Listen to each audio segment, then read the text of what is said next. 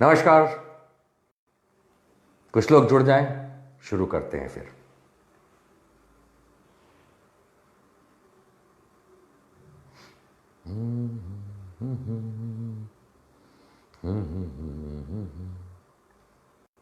तुमसे मिलना, बातें करना बड़ा अच्छा लगता है। तुमसे मिलना, बातें करना बड़ा अच्छा लगता है। राम सुतार जी नमस्कार, कैसे हैं आप? सभी जुड़ने वाले साथियों का, भारतवासियों का, पाकिस्तानियों का, दुनिया भर के लोगों का नमस्कार। आज मैं निशांत वर्मा आप सबका हार्दिक अभिनंदन इस बात पे करना चाहता हूँ कि मानवता अभी भी जीवित है। ये बड़ी कमाल की बात है। जिस तरीके से इस महामारी में एक स्माइल कहीं ना कहीं से आई, मैं ये नहीं कह रहा हूँ कि महामारी के लिए आई, लेकिन इस महामारी में जहाँ इतनी दुख, इतनी प्रताड़ना, इतना परेशानी जो चारों तरफ फैला हुआ है, लोगों का बीमार पड़ना, दवाइयाँ ना मिलना, अस्पतालों में बिस्तर ना मिलना, मृत्यु होना, अकाल, इससे जितना दुख सारा टाइम हमारे देश में फैला हुआ है, एक मुस्कुराहट कहीं से पड़ोस से उड़ती हुई हवा के झोंके के साथ आई। दोस्तों, कल मैं देख रहा था कि ट्विटर पे, खास करके ट्विटर पे ट्रेंडिंग बहुत होती है, बहुत जोर शोर से ट्रेंड हो रहा था पाकिस्तान में, और उसका ट्रेंडिंग का मतलब यह था कि भारत को ऑक्सीजन की जरूरत है। कमाल की बात है कि पाकिस्तान हमारा सबसे बड़ा दुश्मन है, और वहां की आम जनता हम भारतीयों के लिए परेशान हो रही है। वहां की आम जनता हमें ऑक्सीजन सप्लाई करने के लिए उनके प्रधानमंत्री इमरान खान पे जोर डाल रही है। वहां के सोशल मीडिया प्लेटफॉर्म्स पे ट्रेंड हो रहा था, और आज भी जोर शोर से चल रहा है कि भाई, इंडिया में ऑक्सीजन की कमी है, क्या पाकिस्तान मदद कर सकता है? सोचिए, गहराई की बात है। जिस पाकिस्तान की ये मजाल है कि वो हमारे देश में आतंकवाद एक्सपोर्ट करता है, जिसकी वजह से हमारी सेना, हमारी आम जनता को बहुत परेशानी होती है, वहां की आम जनता क्या सोचती है? इससे प्रतिबिंब होता है कि हमारे देश में राजनीतिक लोग पाकिस्तान को लेकर क्या बात करते हैं, और हमारी आम जनता पाकिस्तानियों के बारे में क्या सोचती है। मुझे याद पड़ता है वो दिन जिस दिन अनफॉर्चुनेट क्रैश हुआ था पाकिस्तान इंटरनेशनल एयरलाइंस का, PIA का, कराची में, और मैंने और आपने देखा था कि किस तरीके से सोशल मीडिया पे सब ने दुख व्यक्त किया था, सिवाय एक तबके के, हमारे भारत के लोगों के, जिन्होंने उसमें भी गंदी बातें और गाली गलौज और जाने क्या क्या बकवास लिखी थी मरने वालों के लिए। लेकिन वही पाकिस्तानी आम जनता आज भारतीयों की चिंता कर रही है। मैं पाकिस्तानी सेना या पाकिस्तानी ISI और पाकिस्तानी पॉलिटिशियंस की बात नहीं कर रहा हूं। आम जनता, आज अलग ही बात हो रही है। आज आम जनता से आम जनता की बात हो रही है। मैंने कल की इस ट्रेंडिंग पाकिस्तानी मीडिया में भारत के लिए ऑक्सीजन की जरूरत और वहां के प्रधानमंत्री से उन लोगों की गुहार लगाना, आम जनता ने, पाकिस्तानी आम जनता ने गुहार लगाई पाकिस्तान के प्रधानमंत्री से कि भारत को ऑक्सीजन की जरूरत है, यानी कि मरीजों को उसका कुछ इंतजाम यदि हो सके तो। मैं धन्यवाद ही बोल सकता हूं उस आम जनता का कि जिन्होंने कल इस चीज से और आज भी इस चीज से एक बात हम लोगों को सिखाई, समझाई कि भाई, मानवता एक चीज होती है। मैं ये भी समझने की कोशिश कर रहा था जब, तो मैंने पाकिस्तान में कुछ लोगों से बात करी, क्योंकि मैं मीडिया सर्कल में हूं, आप लोग जानते ही हैं, तो मेरे पाकिस्तान के मीडिया के कई लोगों से भी ताल्लुकात हैं। मैंने वहां के पाकिस्तान के मीडिया के ताल्लुकात जो मेरे हैं उनसे मैंने जब बात करी तो मान के चलिए कि बाकी सारी बातें अपनी जगह, उन्होंने जिस तरीके से पाकिस्तानी मीडिया के आम लोगों ने, जो कैमरा के सामने नहीं होते, पीछे काम करते हैं, उन लोगों से जब मेरी बात हुई तो उन्होंने बताया कि लोग बहुत चिंतित हैं। जिस तरीके के वीडियो निकल करके इंडिया से जा रहे हैं पूरे दुनिया में, पाकिस्तान मुल्क में लोगों के, आम लोगों में बहुत चिंता है कि इंडिया से इस तरीके के जो वीडियो आ रहे हैं, चाहे अस्पतालों के हों, चाहे एम्बुलेंस के हों, चाहे शमशानों के हों, कब्रिस्तानों के हों या अन्यथा, वो बहुत परेशान कर रहा है वहां की आम जनता को। मैं फिर साफ कर दूं कि पाकिस्तान और भारत के हुक्मरानों और राजनीतिक लोगों और इनकी सेनाओं और हमारी सेना, इनकी बात नहीं हो रही है आज बात हो रही है सिर्फ आम जनता की। हम भारत की आम जनता है, वैसे ही पाकिस्तान की भी एक आम जनता है। 1947 15 अगस्त को अगर मैं भी जिंदा होता तो मुझे ये एकदम से न्योता मिलता कि पाकिस्तान चले जाओ या इंडिया चले जाओ, इसके सिवाय तो कुछ बात नहीं होती। तो आज की तारीख में जो वहाँ की आम जनता है वो हमारे जैसी है। ये बहुत सारे फोरम्स में से बोला जाता है, हर बार कहा जाता है, हम और हो सकता है आप में से कईयों के अपने रिश्तेदारी में या दोस्ती में कई ताल्लुकात होंगे पाकिस्तानियों के साथ। हम भारतीयों के होते हैं, कोई बड़ी बात नहीं है। और उसको समझते हुए पाकिस्तान से, जब पाकिस्तानियों से, हम आम पाकिस्तानियों से बात करते हैं तो वो मर्म दिखता है जो एक इंसान का इंसान के प्रति होता है, और वही हमारी तरफ से भी होता है। जब कभी भी पाकिस्तान में कोई दुर्घटना होती, किसी पाकिस्तानी के साथ कोई अन्याय होता है, किसी भी धर्म का, उससे कोई मतलब नहीं, तो हम लोग चिंतित होते हैं। उसी तरीके से आज ये देखने को मिल रहा है कि पाकिस्तान में, भारत में अस्पतालों में जो ऑक्सीजन की कमी है, जिसकी चिंता मोदी जी को नहीं है, माफ कीजिएगा, जिसकी चिंता भारतीय जनता पार्टी को नहीं है, और ये जो गोदी मीडिया होता है, ये जितने भी चैनल होते हैं राष्ट्रीय चैनल, इनको नहीं है। इनके हिसाब से तो बहुत ऑक्सीजन है, ये हवा में घूम रहे हैं क्योंकि हवा में ऑक्सीजन है। लेकिन पाकिस्तानी आम इंसान भी परेशान है कि भारत में ऑक्सीजन का क्या। Can you imagine that? इससे ज्यादा इंसान टू इंसान, पर्सन टू पर्सन कनेक्ट क्या हो सकता है? एक लकीर खींच देने से दो देश बन सकते हैं, मैं मानता हूं इस बात को, लेकिन इंसान नहीं बट सकता। कोई यहां पे मोइन हो सकता है तो कोई यहां पे अजय हो सकता है, कोई यहां पे अहमद हो सकता है तो कोई यहां पे शर्मा हो सकता है, लेकिन काटो तो खून तो लाल ही निकलता है। आज कोई नहीं पूछता, हम सब जानते हैं कि प्लाज्मा डोनेट किसने किया। जब मौत सर पे मंडरा रही होती है तो कोई नहीं पूछता कि ये ब्लड ग्रुप जो आप ले रहे हैं ये कहां से आया है। लेकिन हमारी राजनीतिक शक्तियां जो हैं दोनों तरफ, भारत में भी और पाकिस्तान में, ये अपने खुद के फायदे के लिए, 4 वोट पाके सत्ता में आने के लिए इंसानों को बांट देते हैं। अहमद मुसलमान हो जाता है, शर्मा हिंदू हो जाता है, सिर्फ वोट पाने की राजनीति के लिए। ये बताने की आवश्यकता ही नहीं है।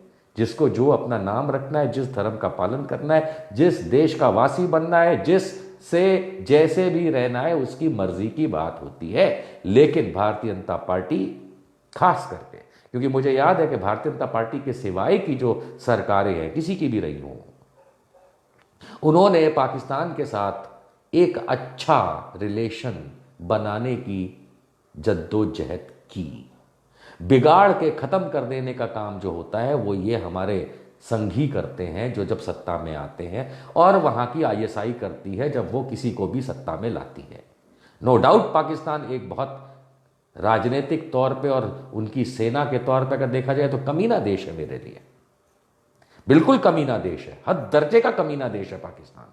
लेकिन कौन से तर्ज पे? राजनीतिक तर्ज पे और सेना के तर्ज पे उनकी, क्योंकि वो लोग आतंकवाद हमारे देश में भेजते हैं, और जिस बात की मैं कतई एक्सेप्टेंस नहीं कर सकता, उसका मुंह तोड़ जवाब देना चाहिए जो हमारी सरकारें नहीं दे पाती, वो बात और है।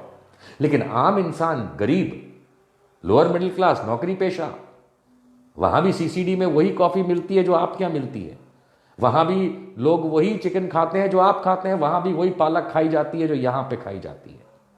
उलट ये समझने की जरूरत है कि भारत के गुजरात से टमाटर पाकिस्तान एक्सपोर्ट होता है, इसी तरीके से वहां से बहुत सारी चीजें खाने पीने की हमारे यहां आप जिसको हिमालयन सॉल्ट कहते हैं वो वहां से आता है। यानी हमारा एक इंसान टू इंसान कनेक्ट जो है भारत पाकिस्तान का, वो बहुत प्यारा है, क्योंकि हम सब इंसान हैं। और इस बात से मैं बहुत खुश हुआ देख करके कि जिस चीज की चिंता हम सब कर रहे हैं भारत में, हम सब इस बात की चिंता कर रहे हैं कि कैसे ऑक्सीजन आएगा। अभी हाल में हमने जाना कि इटली ये नाम सुनते ही भारतीय जनता पार्टी और संघी जो है उछलने लगते हैं क्योंकि इनको इटली से सिर्फ एक ही नाम पता चलता है, सोनिया गांधी का। लेकिन उसी इटली देश ने भारत को इस समय इन हालातों में मदद करने के सुझाव दिए हैं सामने से कि हम इतनी चीजें आपके लिए करना चाहते हैं। जिस चमगादड़ वाले देश ने, जिसने ये कोरोना शुरू किया, उस चीन ने आज की तारीख में भारत को समर्थन किया है कि हम आपको चाहते हैं फलानी चीजें, इतनी सारी चीजें, इन बातों में आपकी मदद करें। जर्मनी ने कहा कि हम आपकी मदद करें, और पाकिस्तान ने आधिकारिक तौर पे हमसे ये कहा है कि हम आपको एम्बुलेंसेस देना चाहते हैं। अब वो बात और है कि अगर वहां से एम्बुलेंस मोदी जी ने ले भी ली तो उसमें संघी लेटेगा कि नहीं लेटेगा, वो एक अलग चर्चा हो सकती है, क्योंकि वो संघी जो हैं वो ना तो हिंदू हैं ना इंसान हैं, और भारतीय तो कतई हो नहीं सकते, क्योंकि हम कुत्तों को बर्थ सर्टिफिकेट नहीं बांटते। खैर, कुछ के पास है जो संघी कहलाते हैं। लेकिन सवाल आज ये नहीं है, आज संघियों की गई ऐसी कम तैसी।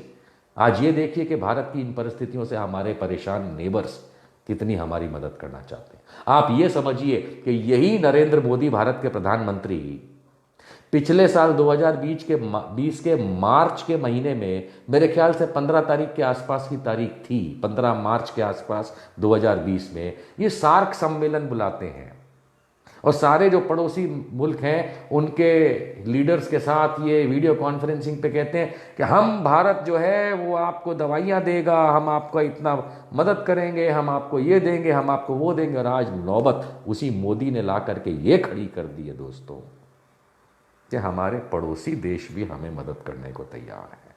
लेकिन हम क्या करते हैं? आप कोई भी राष्ट्रीय चैनल उठा करके, राष्ट्रीय चैनल का मतलब ये नहीं होता है कि वो देश का चैनल है, बस उसकी पहुंच ज़रा ज़्यादा है, कई जगहों तक है, इसलिए राष्ट्रीय चैनल कहलाया जाता है। चलिए मान लेते हैं, ये जो बड़े बड़े अंग्रेजी और हिंदी के जो राष्ट्रीय चैनल हैं, इनको दिन में कभी भी एक बार भी अगर आप खोल करके देखेंगे, पाकिस्तान को मार दिया, पाकिस्तान के ये हो गया, पाकिस्तान का वो हो गया, उसके बिना उनकी रोजी रोटी नहीं चलती। मोदी, पाकिस्तान, मुसलमान, ये 3 टॉप टॉपिक होते हैं इनके पास। कोई भी चैनल उठा के देख लीजिए, मैं नाम नहीं लेना चाहता क्योंकि मैं उन पे खुद जाता हूं, इसलिए मैं नाम लेकर के उनको फेमस नहीं करना चाहता। आप सब जानते हैं, सारा दिन मोदी, मुसलमान, पाकिस्तान, इसके सिवाय इन चैनलों के पास कुछ नहीं है। अभी हाल में कोरोना के जमाने में भी कई चैनलों के पोस्टर आप लोगों ने भी देखे होंगे, प्रोग्राम देखे होंगे, उनके टॉपिक क्या होते हैं? कोरोना ने पाकिस्तान को खत्म कर दिया। अरे भैया, नेशनल चैनल, कोरोना ने अगर पाकिस्तान को खत्म कर दिया तो हमको कौन सा विश्व गुरु बना दिया? आज परिस्थिति यह है कि पाकिस्तान वाले हमको ऑक्सीजन देने की बात करते हैं, आज पाकिस्तान आधिकारिक तौर पे हमको एम्बुलेंस देने की बात करता है, और आप मोदी की गोदी में बैठी देश की मीडिया, आप क्या करते हैं? आप हम भारतीयों को सच नहीं दिखाते। अगर आप हम भारतीयों को सच दिखाते मिस्टर मीडिया, कोई सा भी ब्लडी चैनल हो, तो आज कम से कम भारत में एकजुटता होती, एकजुटता होती। हमारे देश में एकजुटता नहीं है, और उसका कारण यह मोदी और मीडिया है। जैसे ही कोरोना के अंदर कहीं लॉकडाउन लगेगा, कर्फ्यू लगेगा, वो अप्रवासी मजदूर को बोलेंगे तुम अपने गांव जाओ। जो वहां टेम्पररी पढ़ाई करने आया है उसको बोले अपने गांव जाओ। जो छोटी मोटी नौकरी करता है उसको बोलते हैं अपने गांव जाओ। अब वो कर्नाटका से बंदा उत्तर प्रदेश जा रहा है, अब कोई मजदूर गुजरात में नौकरी कर रहा है, कई सारे मिलके, और वो उठ करके बंगाल जा रहा है। क्यों? क्योंकि हमारी सरकारें इतनी भूखी नंगी हैं, इतनी भूखी नंगी हैं कि वो हमारे देश के वासियों यानी आपको 2 निवाले रोटी के नहीं खिला सकते। उस राज्य सरकार की क्या मजाल, किस हालात में वो गरीब मजदूर को, जो कि छोटे मोटे संख्या में नहीं होते हैं, करोड़ों की संख्या में होते हैं, वो करोड़ों की संख्या में पलायन करते हैं। आप अपना घर छोड़ के इस तरीके से जा पाएंगे? सोचिए, करोड़ों की संख्या में, लाखों नहीं करोड़ों की संख्या में गरीब और लोअर मिडिल क्लास या पुअर क्लास पलायन करता है।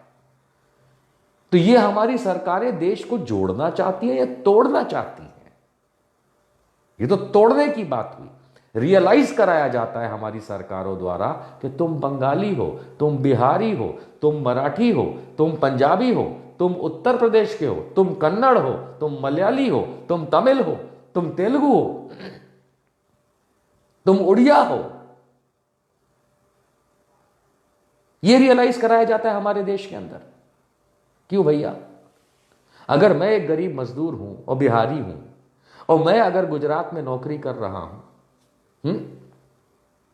तो मैं गुजरात में नहीं रह सकता आपदा के समय, क्योंकि वहां की सरकार या मेरे ठेकेदार वो मुझे खाना नहीं देंगे, वो मुझे तनख्वाह नहीं देंगे, वो मुझे काम नहीं दे सकते, वो मुझे रहने की जगह नहीं दे सकते, वो मेरे परिवार को मैं कैसे चलाऊंगा इसका सोचते तक नहीं है।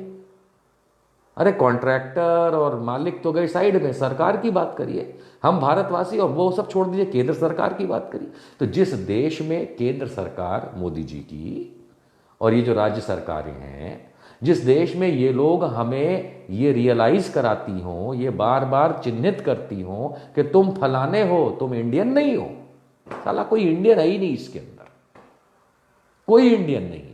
कोई गुजराती है, कोई बंगाली है, कोई यूपी का है, कोई बिहारी है, कोई उड़िया है, कोई तमिल है, कोई कन्नड़ है, कोई तेलुगु है, कोई मलयाली है, कोई गोवा का है, कोई मराठी है, मतलब सारे नाम गिना सकता हूं। कोई पंजाबी, कोई कश्मीरी है, कोई हरियाणवी है, कोई राजस्थानी है, कोई मध्य प्रदेशी है।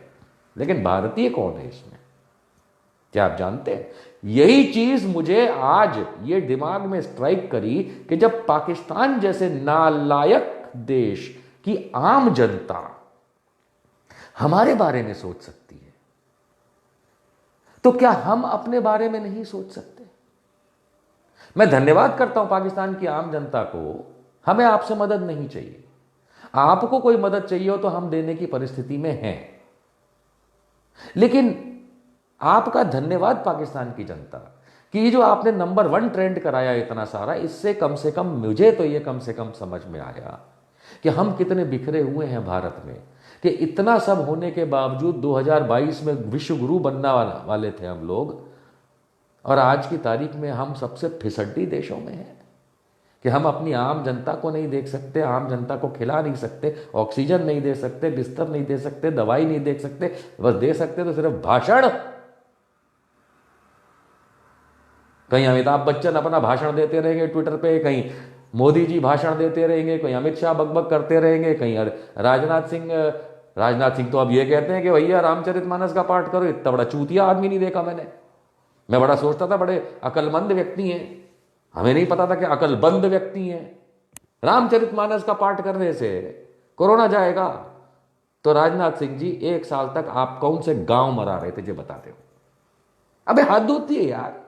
तीरथ सिंह रावत तो फिर भी समझ में आता, बेवकूफ आदमी है। अब देश का डिफेंस मिनिस्टर वो भी पगला गया है। ये क्या लगा रखा? इसी वजह से हमारे देश के अंदर टूट पड़ी हुई है। इसी देश की हालत जो ये इन्होंने कर रखी है हमारी, उसका कारण यही है कि आज अगर पाकिस्तान के आम जनता अगर सोचती है कि हमको एम्बुलेंस मिले, ऑक्सीजन मिले, तो हम कर क्या रहे हैं इस देश में?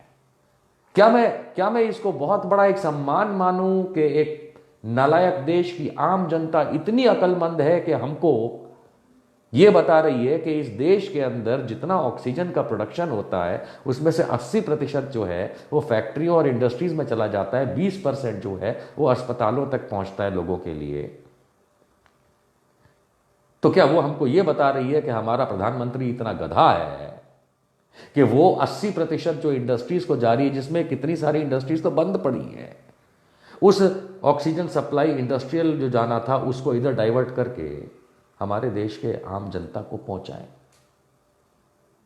क्या मैं ये मानूं कि मदद करना एक मानवता का धर्म?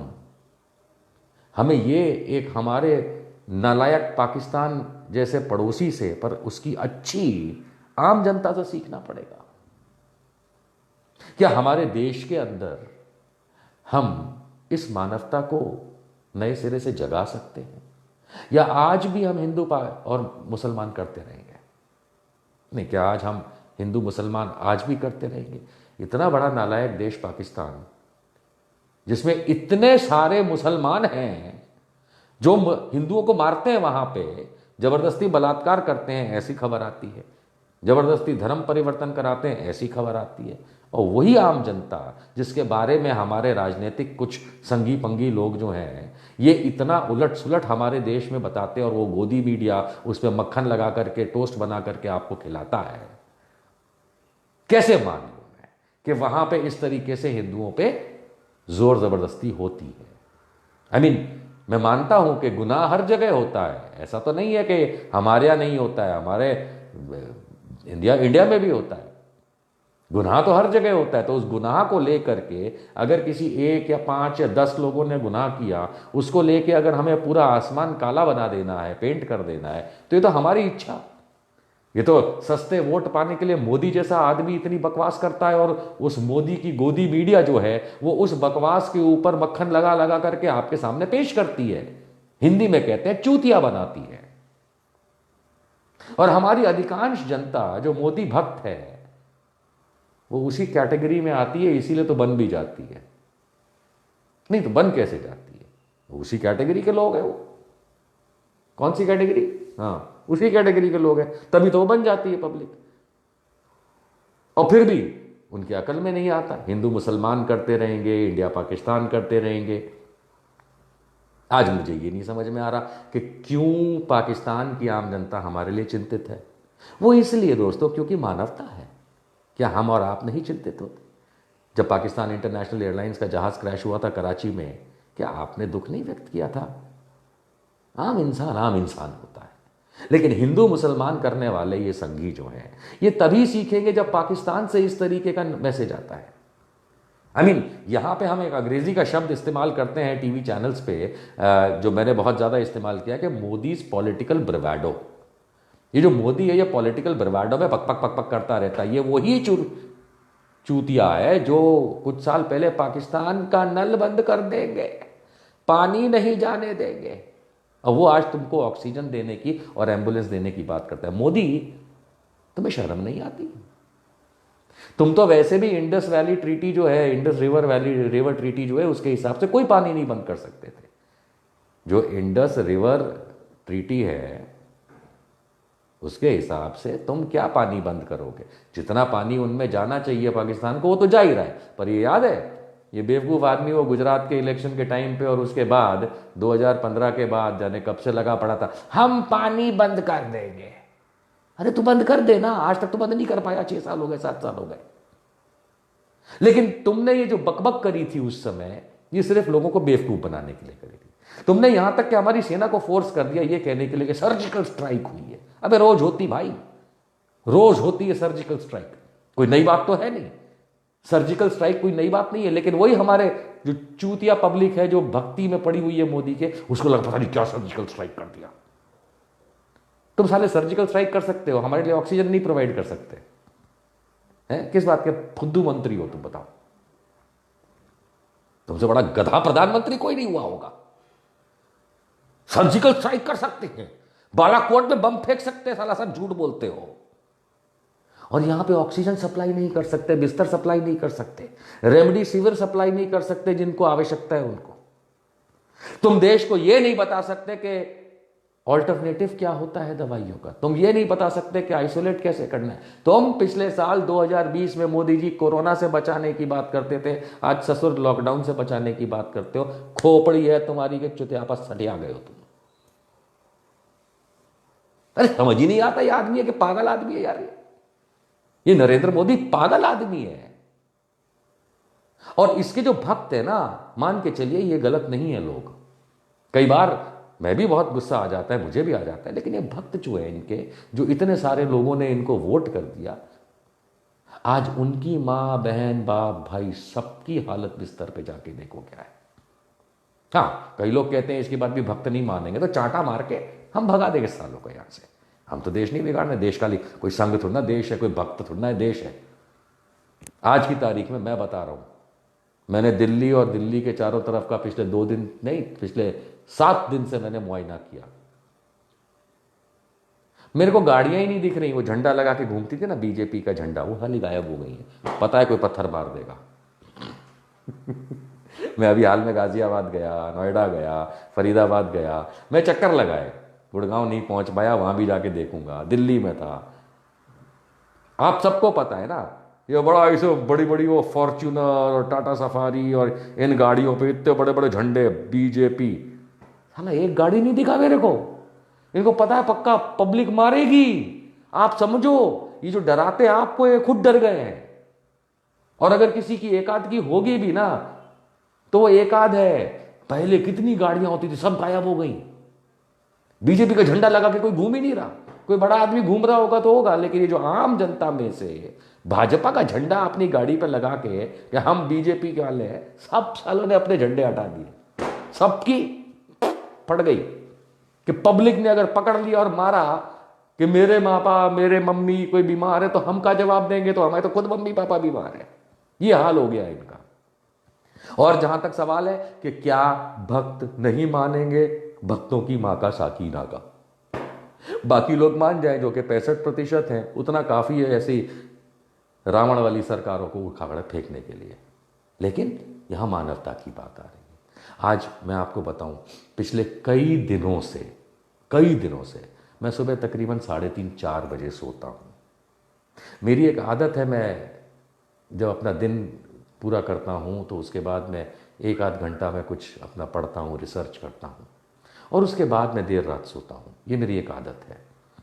देर रात का मतलब होता है 1 बजे 2 बजे के आसपास मैं सो जाता हूं। दिन में वैसे भी कुछ खास काम करने को तो है नहीं, लेकिन आजकल मैं 3:30-4 बजे सो रहा हूं। हाँ, मैं संगियों की तरह पोर्नोग्राफी नहीं देखता अपने वीडियो पे।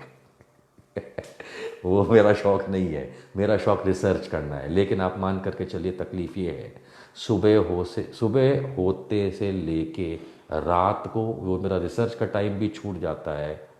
फिर भी मैं थोड़ी बहुत ज़रूर करता हूँ, लेकिन इस पूरे दरमियान बेड चाहिए, ऑक्सीजन चाहिए, प्लाज्मा चाहिए, रेमडेसिविर चाहिए। पूरा दिन पूरे देश भर से मैं यही डील कर रहा होता हूँ। और ऐसा नहीं कि मेरे पास है कुछ, मुझे भी कहीं ना कहीं कनेक्टिविटी करनी होती है। सीधा सीधा फॉरवर्ड नहीं करता मैं मैसेजेस को, पहले पता होगा, लोगों से बात करूँगा, तभी। इसमें पूरा दिन निकल जाता है। और ये हालात किसने बनाए? आपको मैं बताऊं, मैंने पोस्ट भी किया था, जिस सोसाइटी में मैं हूं तकरीबन 700-800 लोग रहते हैं इस सोसाइटी में, बच्चों को मिला के 90 लोग कोरोना पॉजिटिव हैं। 90। और कल फिर मालूम चलेगा कि और बढ़ जाएगा, 100 हो जाएगा। मुझे नहीं हुआ है अभी तक। हो भी गया हो तो मैं छींक के निकाल दूंगा। पिछले साल 1.25 साल के अंदर मैं इतना घूमा फिरा हूँ कि अगर मेरे को कई बार हुआ भी होगा तो शायद मेरे पे असर नहीं किया होगा। और जिस दिन करेगा तो उस दिन वो जो शुरुआत में मैंने गाना गाया, तुमसे मिलना बातें करना बड़ा अच्छा लगता है, बस ये रिकॉर्ड सुनते रहना, क्योंकि मैं तो हूँगा नहीं। But that's not the point. The point is मानवता। द पॉइंट इज मानवता। मानवता की मैं बात कर रहा था। पाकिस्तान की आम जनता, भारत की आम जनता के लिए व्यथित है, दुखी है। ऑक्सीजन से लेके एम्बुलेंस भेजना चाहती है। किसी ने बहुत प्यारा जोक लगाया कि जर्मनी मदद भेज रहा है, इटली मदद भेज रहा है, जब भेजना चाहता है, चीन मदद भेजना चाहता है, पाकिस्तान भी मदद भेजना चाहता है। अरे भैया न्यूजीलैंड, तुम भी अपना प्रधानमंत्री मदद के तौर पे भेज दो तो कोरोना फ्री हो जाएगा। ऐसे ऐसे मजाक उड़ते नरेंद्र मोदी के। क्यों? क्योंकि सर पे बाल नहीं, दिमाग या अकल नहीं, भूसा भरा है उस आदमी के, भूसा भरा है। अरे भाई, हजारों बेड है, लाखों बेड है हमारे पास, ऑर्गेनाइज करो, ऑक्सीजन दो, दवाई दो, और फिर भी अगर किसी की अनफॉर्चुनेट डेथ हो जाती है वो एक अलग चीज है, क्योंकि वैसे भी आम हमारे 2019 या उससे पहले का भी अगर समय निकाल के देखेंगे, सरकारी आंकड़े बताता हूं, कोरोना टाइम की मैं बात भी नहीं करूंगा, उससे पहले तो हमारे देश में जो मृत्यु दर है, डेथ रेट जिसको कहते हैं, वो तकरीबन अमूमन 28,000 लोग हर रोज मृत्यु पाते ही थे। ये हमारे देश का 2019, 18, 16, 17 उस समय का एवरेज है। अमूमन 28,000 लोगों की हर रोज हमारे यहाँ डेथ होती ही है। अब इस कोरोना काल के आने के बाद क्या वो आंकड़े बढ़े? एक्सीडेंट की वजह से होती है, हार्ट अटैक की वजह से होती है, kidney failure, lungs failure, contagious disease, communicable disease, liver failure, कई टाइप की बीमारियां होती हैं जिसकी वजह से जाने जाती हैं रोज।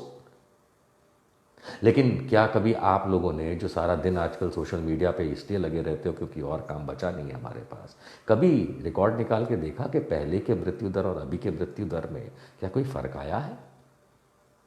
आपको जो ये मीडिया, माफ कीजिएगा ये भी बताना जरूरी है यहाँ पे, मैं मानता हूं कि सोशल मीडिया पे बहुत सारे वीडियोज आते हैं, जानकारी आती है, बिल्कुल आती है, हमारा मीडिया भी बहुत कुछ दिखाता है, बिल्कुल दिखाता है, लेकिन ये वही 2020 वाली हालत हो रही है जब क्रिकेट मैच की बॉल बाय बॉल कमेंट्री हो रही है, ये गया, वो हुआ, ये हुआ। यही पिछली बार किया था और इससे डर पैदा हुआ था।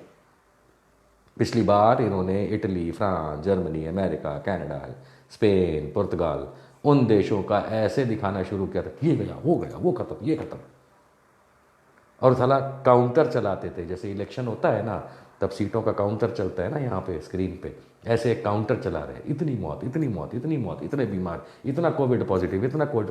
भाई साहब, हर साल वायरल फीवर होता है, फ्लू होता है हर साल, और इससे कहीं ज्यादा होता है, लगभग हर इंसान को होता है। आप में से कौन है जिसको साल में एक बार वायरल फीवर नहीं होता? अब यही टेस्ट कराते हो, आरटीपीसीआर में पॉजिटिव आ जाता है, कोरोना पॉजिटिव हो गया। लेकिन जबकि हम सोशल मीडिया पे, और ये मैं चैलेंज कर रहा हूं आप लोगों से, क्योंकि एक तरफ मानवता का हम जो बात कर रहे हैं वो अपनी जगह है, सरकार की विफलताओं की बात कर रहे हैं वो अपनी जगह है, लेकिन एक जगह जो आप लोगों के मन में डर है उसको मैं दूर भी कर देता हूं। ये बात को दूर मोदी जी नहीं करेंगे क्योंकि उनके बम में दम नहीं है, लेकिन आपको बताना जरूरी है। आप लोग थोड़ा ठंडे दिमाग से सोचिए, रोजाना कई मृत्यु हो रही हैं और ये लोग कहते हैं कोरोना से हो रही है। चाहे कारण कुछ भी रहा हो, अगर कोरोना पॉजिटिव है तो कहते हैं कोरोना से हुई है। मैं चलो उस चीज को मान भी लेता हूं।